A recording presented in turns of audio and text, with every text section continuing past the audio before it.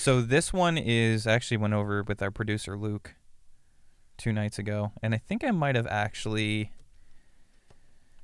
told you this one before. So this is an old one. I might have to do an old pitch session because I have a lot of old ones that I don't think I did on here.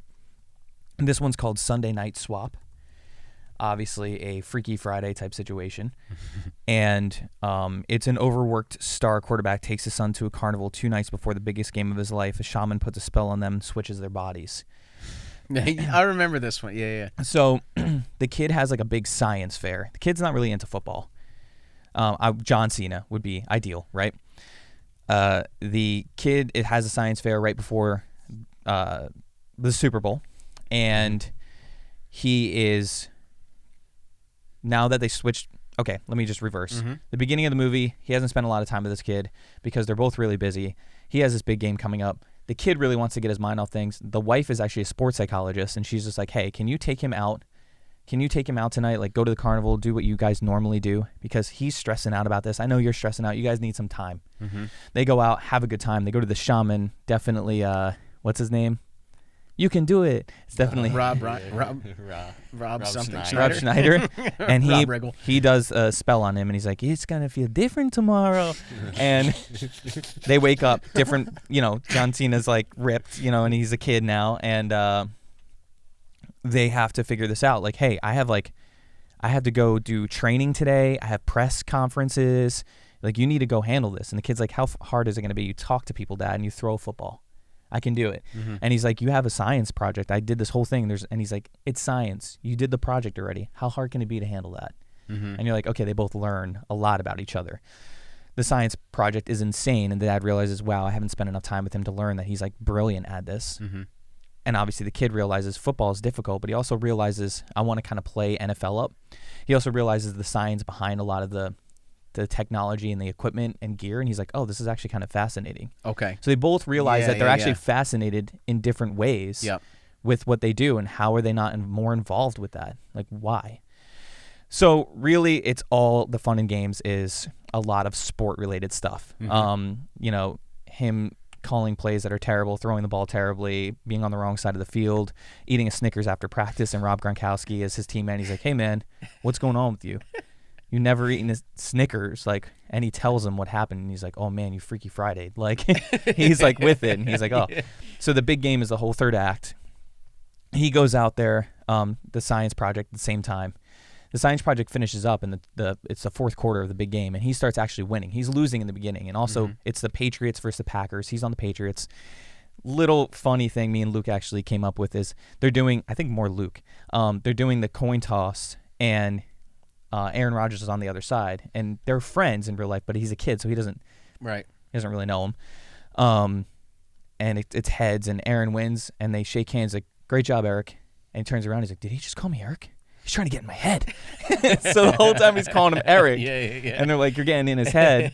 And Aaron Rodgers is pissed. So he starts calling like goofy plays in the Super Bowl. He's like, all right, Gronk, I need you to fart. And he's like, out of my butt? And he's like, yeah, I need you to fart out of your butt. Where else would you fart? He's like, I don't know. And then Bill Belichick's like, he just say he needs to fart out of his butt? This is a very kids movie. It's very kids movie. Yeah. I'm all the way kids movie. Mm-hmm. And they do this fart play, and they get a touchdown, and they start coming back. And the kids playing these goofy plays, and Bill Belichick's just do whatever plays you're doing. Just do it. Just, what do you want us to do? Cook them beans? What can we make them fart more with? Guys, start cooking. Cook greasy foods. We need some fart fuel. There you go. And basically the wife comes and realizes that it's the kid, and she's like, oh my god. The kid comes from the science fair that he just won, which is the dad.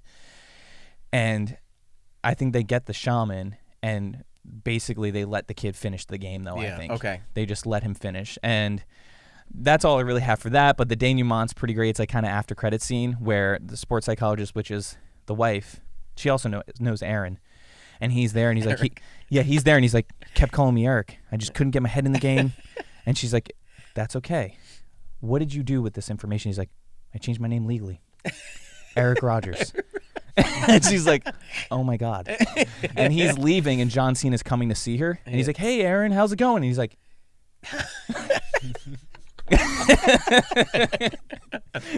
and he leaves, and I think either Aaron just looking wide-eyed, Yeah. or he goes, yeah, change my name back. Change it back to Aaron now. I made a mistake. Oh, that's wonderful.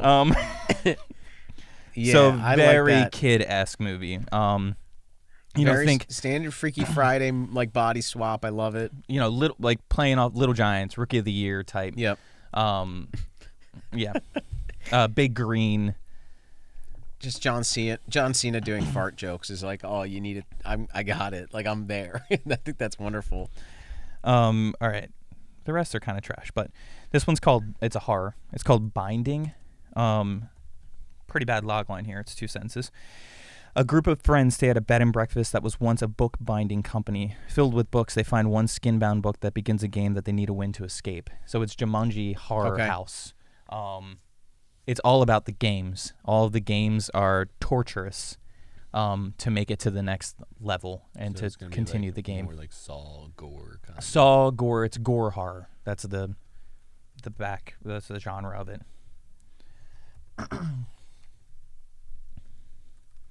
Literally, the fun and games are all of the disgusting, gory things that they have to do.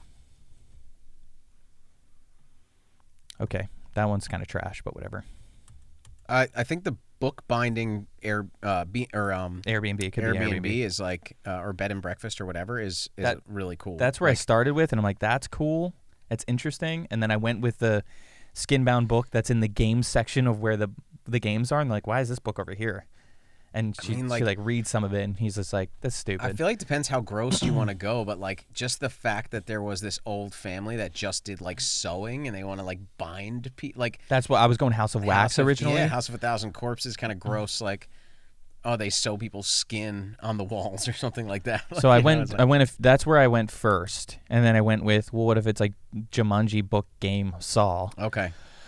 I don't know. I just thought like it's a game, and they start reading, and they're like, whatever, let's play Ouija. This place is already creepy enough, and they do the Ouija board, and there's obviously 2 guys or 2 girls that are like the bullies, and the Ouija board reads like, read the book, and they're like, see, this is why I didn't want to play this. Yeah. And then later that night, the 2 bullies are like, yo, that was great that you did that, and they're like, no, it was great that you did that. I don't want to take the credit. And he's like, I didn't do any of that. That was great. Just read the book. Very simple. Rack to the book on the shelf, like Right. Okay. All right, here's another. It's more of a thriller horror, I guess. A little bit of crime. It's called It Is Among Us. A priest is called into a religious town to help with the evil spirits that are haunting all of them. The whole town is being haunted, and he's known for exorcisms and spiritual eradication. He comes into this town, spoiler alert, it's very much like the murder of the Orient Express. The whole town called him in. They're all already possessed. And they start trying to learn about him. Like, there's an actual murder, and he's like, this is crime. Like, this isn't for me. This is not a spiritual thing. And then he's haunted before he goes, and he's like, okay, I remember this from when I was a kid. This is the same demon that you have here. And there's like a Paul Dano type priest, that's in the church in that town, and they have sermons, and he's watching them and realizing that something's off, like with everybody, and he witnesses one of them like literally just brutally murder somebody else, and they're like, yeah, he's you need to do an exorcism on him, and he's like, what is going on? Like, is it this person? Like, what is happening? I think it's you, but it weren't murder on the Orient Express. It winds up, no, the whole town is in on it. They're all trying to get in your head and figure out how you work. That's all they want to know. They're like, you've been doing this for a long time, and you've been fucking our shit up. Yeah. And we want you out. You've had this gift for a long time. We wanted you out since day one, and you've always... They want to possess... So, not to cut you off, I actually really like this one. I think that you mentioned I would probably like it. I think this one's awesome. I wonder if... like their game, not only to know how he works, but if he's the best exorcist in the world, they want to possess him. Because you mentioned maybe he gets possessed early on. So yeah, they ask him, how do you not get possessed anymore? He says and Ariel actually said this is a common thing. He makes sure he blesses all of the food and the water he drinks and all of the everything that he has is blessed. He blesses everything. Yep. And they're like, that's how you're not touched. Makes sense, but how can this? So they're asking him questions that you're like, we need to make those questions like they're obviously all in on it, but it's at the end you're like, oh yeah, why were they asking all these? But in the context of what it was, it made sense and did not. Yeah, like they're just trying to learn more to fight it, but really they're learning more so they can get go to him. Against it. That's the perfect way to say it. So the third act, is it like a red doorknob twist? Should be like Sixth Sense twist. Like very a major guide is toward like the very end of the lord. movie, or is it like Act 3 going into Act 3 twist, and then there's like some kind of battle-ish type thing? You know what I mean? Like how does it play out toward the end? When does the audience know? Or is it Murder on the Orient Express where he exercises, he locks them all together somehow, like the audience doesn't know he's doing his intentions, right? And he exercises all of them together. That might not be bad. Because Murder on the Orient Express, I think it ends right when he solves it, right? Yeah. And he's basically like, here's your motive, here's your motive, Yep, you all did it. You got it. That's pretty cool. I like that. I know there's a movie called Among Us, but I thought It Is Among Us is cool because it's really like it is that. all of you. The title is like It Is Yeah. Among You Guys because you are it. Yeah. The title kind of says it all. It feels like a slow burn, kind of creepy, like jump scare kind of thing. Yeah, this movie's not good, but as a kid it scared me, and I like some of the vibe of it. Mothman. Oh, Mothman Prophecies? Yeah. I love So that I like movie. that Yeah, kind that's of good. vibe. No, that's great. It's creepy as hell, dude. It is creepy as hell. Okay. Okay, so the next one is, I told you this is a kind of an indie dramedy, The Pizza Kid. This is an 8-year-old frozen pizza entrepreneur is now a 35-year-old pizza mogul. After waking up to bad news on about his company, he goes back to his hometown where it all began. So this is very indie dramedy. Kyle Mooney, I was hoping to play the Pizza Kid. It starts off with him as an 8-year-old on TV, and it's the commercial like, are you sick of adults making your pizza for you? Yeah! And it's just like, well, now I'm only 8 years old and I'm making pizza just for you. Frozen pizza done the kid way. Canted shots and all that stuff. And then it cuts to, it's a news piece, and they're like, do you remember the Pizza Kid? And then she's just kind of going over, well, now his company has poisoned tens of thousands of people, and they're getting away with it. Because they're a large company, this and this, no one has died, so they're going to be fine. And she's like, but this bad boy pizza has never, remember this incident with him, and he gets pulled over for, like, driving drunk. His Ferrari's crashed into a light post, and there's a body cam footage, and the license plate's pizza with a pizza slice license plate. And he gets out of the car, and they're like, yo, get back. And he's like, no, I'm the Pizza Kid. And they're like, what? The Pizza Kid? He's on crack. And then they're like, oh, my God, look who it is. And it's Macaulay Culkin gets out of the passenger seat. And like, it's the Home Alone kid.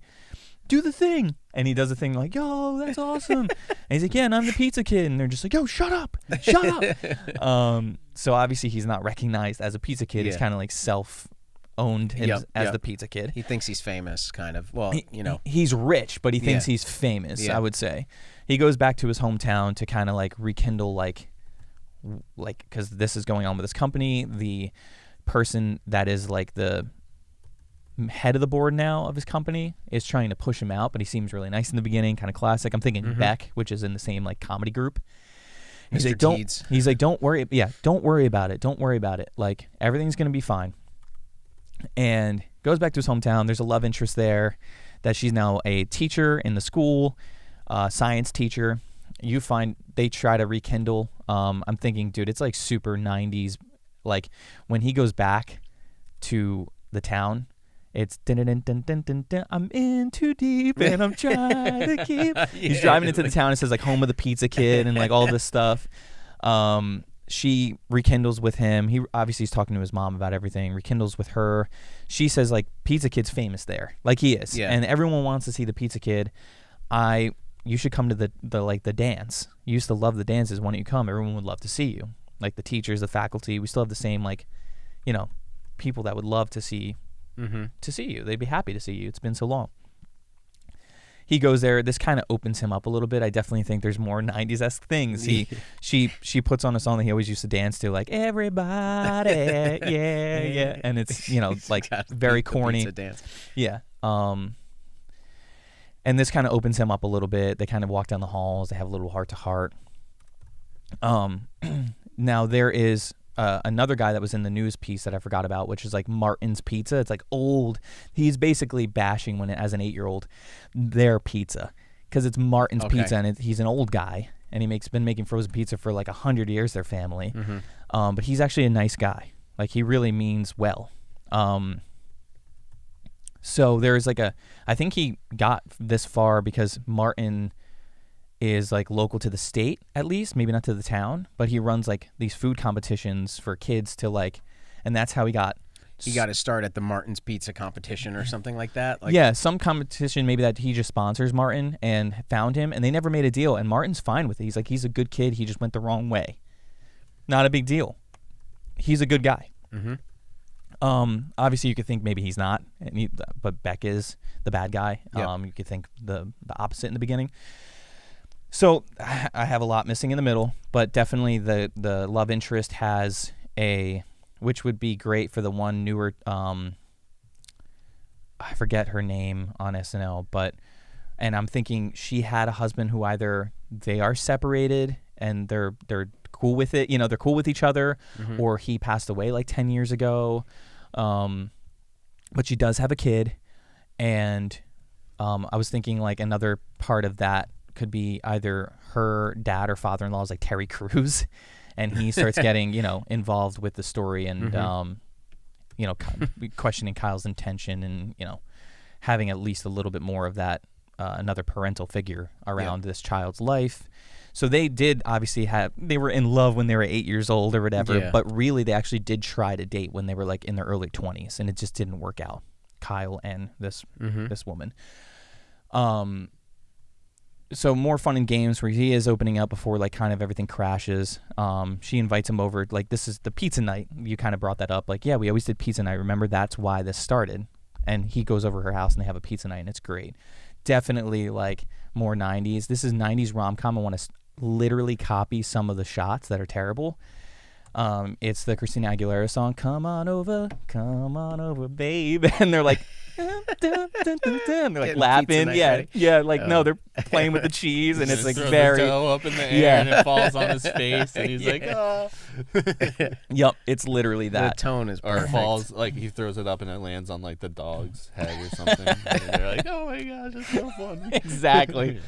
The downfall is that he is going back. He's like, yeah, I'm going back. Like this is over. Like the news doesn't show me anymore. Like, I'm going back. And she's like, this is why I didn't want to do this. And either she takes a jab at him, like, the pizza ingredient was like, really, that secret is mine. And he's just like, are you kidding me? Or vice versa. And he's like, that is true. And he got popular, and he wanted her, and she was like, I don't want to do that. Okay. Period. I want you to be rich and all that stuff that you want, but I don't, and that's cool. Let's just be friends. And he didn't live up to that side of it. And he's like, and he tries to push her more towards the financial. Like, I gave you stocks. I gave you this. Like, what else do you want? She's like, I don't want any of that. He's like, well, you're holding over my head. She's like, I'm not. I'm holding the friendship part over your head. Yeah. Literally, we're not here. That's all I asked for, which for you to just like talk to me every now and then.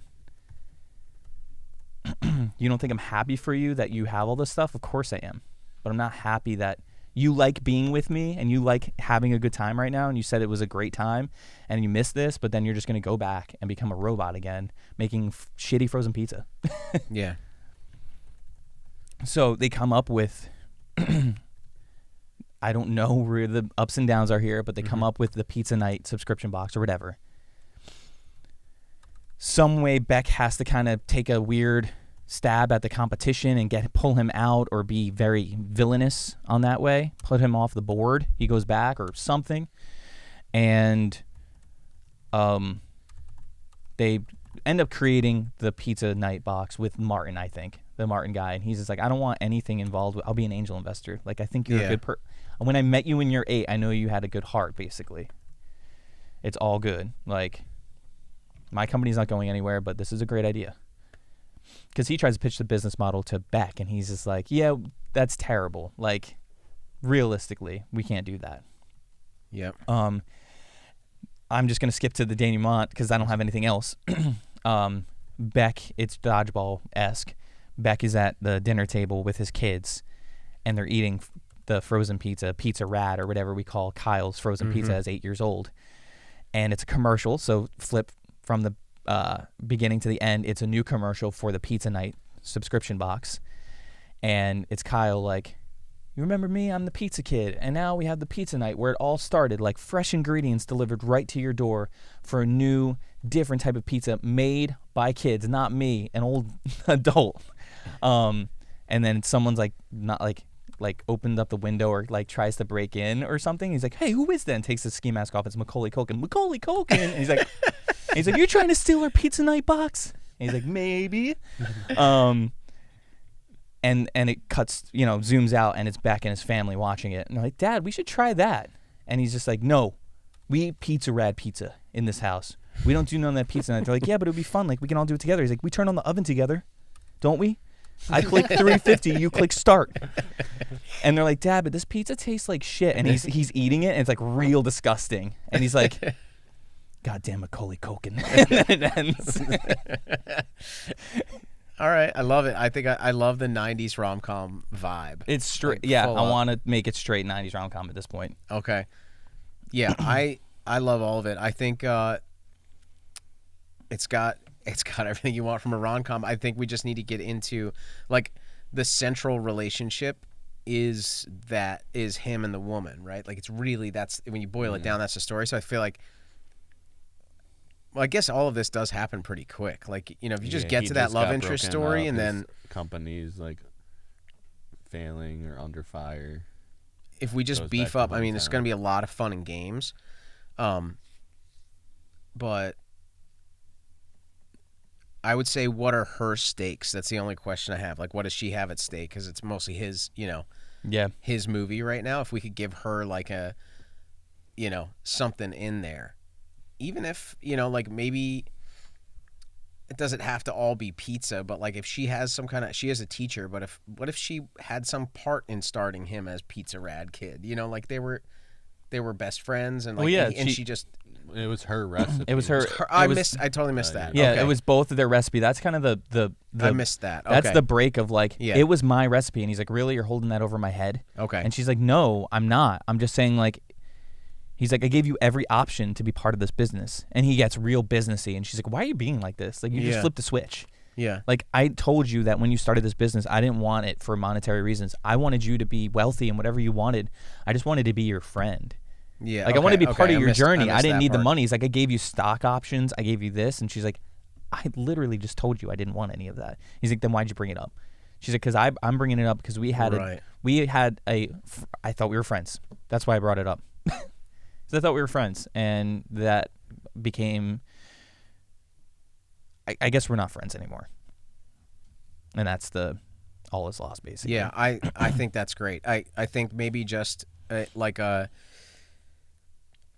she's a little like one-dimensional right now, basically. Like that's not necessarily a bad thing, but he shows up in her life. She's kind of like, she's got a job. She loves her kid. I don't know what she wants right now. I don't know if that matters again, but like, that's kind of, she feels a little one-dimensional because like, if somebody was like, hey, I've made $50 million on this recipe that's yours. Just take $1 million. I don't know. It's very 90s movie for her to be like, no, fuck you, because I'd probably be like, it's $1 million. Maybe she did put it away for her kid. I mean, or maybe she did already. Maybe she does have stock options. Yeah, like she has that money. Maybe it's just like, you're rich. Why do you live like this? Okay. Yeah, I like or that. Maybe she's selling. Maybe she's like, what if the way the board is right now, she's like kind of a deciding, because he gave her like a majority. Like, what if she's just a bigger part of the whole plot? Okay, I like that. So she's like, she's on the brink of, I don't want anything to do with your company because it started as this thing. It's made me wealthy. I love it. I appreciate it. But making kids sick. make terrible product.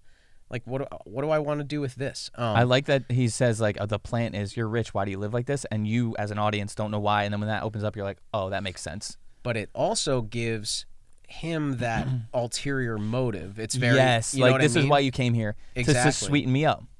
And so, like, it's basically, if she's a deciding seat on the board. Yep. Basically, if she sells her stocks... I don't know, like how Beck will stonks. buy them. Yeah, basically, like, yeah, exactly. It's majority. like, and then he's not the majority holder and anymore. Pizza Kid doesn't have like It's the better. capital to buy up his own stock currently because of like all his mess ups. Put him. Like, She's the bridge between him owning the company and being. It's a great twist because you're like, oh, Yeah. And then it is revealed that it wasn't the motive ever, and that she has the stock options, which you don't know, and it also makes the villain. He feels like he wins when she sells it. Because he's like, exactly what I knew would happen happened, and now I own you. And he's like, well, I'm out. And he's like, what? And then he starts the other competing company. What if somewhere in there toward the end, it's like basically she decides to keep it. Okay, to it's even save better. him, Yeah. and then he sells it because he's like, fuck this, she's right.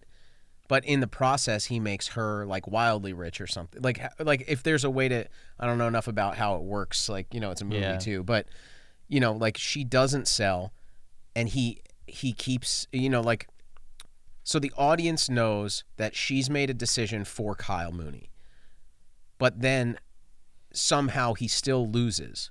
He still gets booted off, and the audience doesn't know how it happened. And she's like, I didn't, you know, however it plays out on screen is like, it wasn't me. And the twist is, it was him. I did it. I sold myself off the board. You know, like, whatever, you can keep them or not keep them, but you were right all along. Okay. I like that. So yeah, maybe it's just tie her into the, like, but I think that's good. I mean, That's great. Yeah, I don't know how much it changed since I kind of soft pitch you in the hallway of my house. yeah. We both got that soft hallway pitch. Yeah, we got that soft hallway bitch. All right, next one is terrible, but they're all terrible. This is same kind of thing, like same realm of Pizza Kid, like indie, more drama-esque. It's called Belated. A girl just turned 17, her 17-year-old 17th birthday, 1 year before becoming an adult, and her father has a heart attack and dies. And she goes to live with her mother, who she barely talks to, but decides that 1 year before I become an adult, I'll just live with you. And her mother's like Kristen Wiig. She's wildly successful, but it begins with the father telling her happy birthday, and he makes a video of them throughout the years. And she's like, "Wow, you're like the best dad. Like, thank you so much." He dies like shortly, not right at the birthday party, like but literally like a week later. She goes lives with her mom, who she thinks they both see the worst in each other, in one another. Yep. And the ending, basically, because you have funeral, you have all this stuff that's looming over, but realistically I don't have much else other than those two characters colliding and realizing that they had a lot of each other live in one another. She never talked to the mom, but the mom and the dad communicated a lot. And the mom and dad decided that she wasn't fit to be a mother. Like, literally, like a weird situation where she was like, I help financially, but like I'm terrible at this. And I don't know. It's like weird. And at Kristen Wiig character starts obviously opening up and realizing things, St. Vincent-esque. Okay. And at the end, she makes her a video of all the good times that she had with her dad. And it's like, I'm not any different from you. Yeah. Like, I loved him too. You're acting like that I didn't care about him, that I didn't love him. He was amazing. And just like you, I had great moments with him. So, like, and they both realize, yeah, they both had great times with him. And that Kristen Wiig isn't this evil monster. She just has a different life. And they had years and years together that were great. And here are those moments, just like you had. She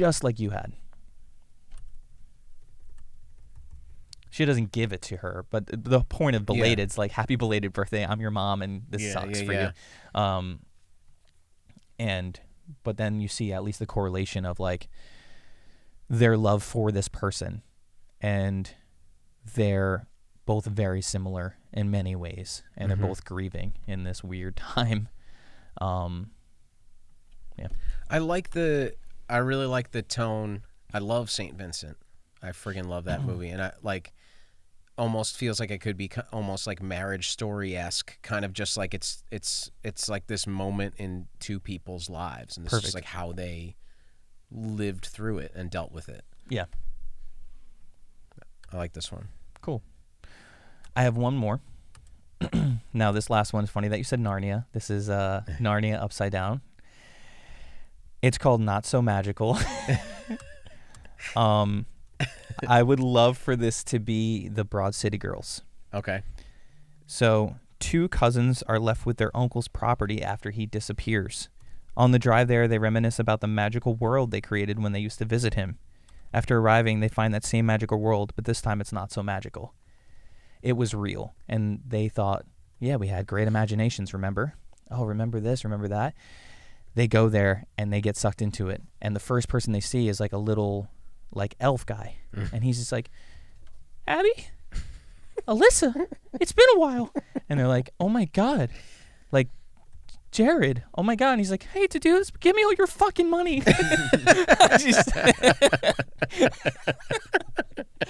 And they're like, Jesus Christ. Dude, he's got a knife. Yep, he's got a knife. Yeah. And they go to the leader of it, and it's Patton Oswalt, who used to be. They're like, horse boy. He's like, I'm not horse boy anymore. I'm the king. I'm not the same centaur. Yeah, and I'm a centaur now, not a horse boy. And she's like, yeah, okay, horse boy. Remember we always used to bully you? He's basically like, our world. Your uncle tried to help our world, and he died here, and the world is done. It's in disarray. Everyone's awful. Cocaine. It's very much rated R Narnia. Okay. And rated R Narnia. And they leave. Like they leave Patton at least, right? To go. I don't know where yet. I just came up with it, and it's a fleeting thought, really. But Patton goes back into his castle, and he's like, and you hear in jail cell, I know they were here, and he's like, shut up. They'll never get to you. And the light shines. The guy comes with the bars, and he is like all grizzlied. It's Harrison Ford, and he's like, my nieces will come for me. The uncle is alive. I love it. Oh, yes. Oh, shit. And then, like, they're cut to them walking down, like, a yellow brick road smoking weed. Like, if we knew we could smoke weed and do whatever in this freaking world, we would have been totally doing it. So, basically, the horse boy and the magical creatures want to... Great question. Drugs. They can't. I do know that, like, same thing. This is your... It's weird that you had the Narnia idea, because I was like, oh, I have something that's... I like it, though. Wrong direction, probably, for this one. But I don't know what they want. They want to... Maybe they knew that the nieces were coming at some point, and because he warned them, and they remember that those were the only other humans that ever been here.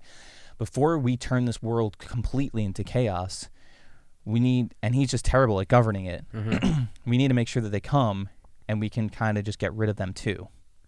Why did he not capture them then? I don't know. Is there something that they hold? Can they be a portal to the other world? Can they use them to... Yeah, I think what's cool is, like, the idea that they reminisce about is that, like, oh, in that world we created, yada, yada. Maybe, like, nobody else sees them anymore, the magical creatures. They're invisible to the rest of the world. Okay. But there's just like this special, who cares, it's like a comedy, but like they have the blood, or they have the vision, or they're like descendants of seers who were magical. Okay. And they're the only people that can see them. And if there's any hope for the magical creatures, it's for the world to know that they exist, so they can get a fair shake, because they have nothing. They need, like, I guess what do magical creatures need? They need like a forest, or whatever. Like the urban sprawl has destroyed every place they could live. I don't know. This is like just generally farting out some ideas. You're gonna say like, everything that the one like the real world is mixing one character says, and it cuts to them, and they're smoking weed, and they're just like. It's like, this is what we need. This is. So it's basically like ultimately like, they think that Horseboy thinks they can help, but Harrison Ford realized Harrison Ford was just murdering them toward the end of his life. He was like, this is the last place that magical creatures live. I'm wrangling you all up, and I'm going to slit all your throats because, like, He was whatever, bad. whatever. Okay. Maybe he's bad, He was or his maybe uncle. like, you know, they killed his wife, or like whatever it is. Like, who cares? But he was going to slit all their throats, and they're always stealing his cocaine or whatever. But they also know that Harrison Ford and those two girls are the only people they can actually communicate with, because maybe food or something. There's something that Harrison Ford has always brought them from the real world. He's their lifeline for drugs, for food, for like whatever else, beer, you know. So they have no way of going to get it because they're invisible, like something like that. So they need He's basically their plug, dude. Yeah, he's their plug. So they can't kill him immediately because again, he's their only plug. They need to get the girls on their side, then they can kill him, and the girls will be their new plug. I don't know. Sure. Like I love that. I love Dobby the house elf. Like, girls, it's been so long. I'm sorry to do this. Oh shit. Okay. Yeah. No. Not so magical is that. I definitely vote for this and Man Witches to beat out. All right. I wasn't expecting. We're that. gonna beat it out. Luke just said Man Witches beating it out. Yep. So that this was a good pitch session. I don't know how many episodes it'll be, but Yeah. cut. Yeah. Cut. There we go. Man Witches.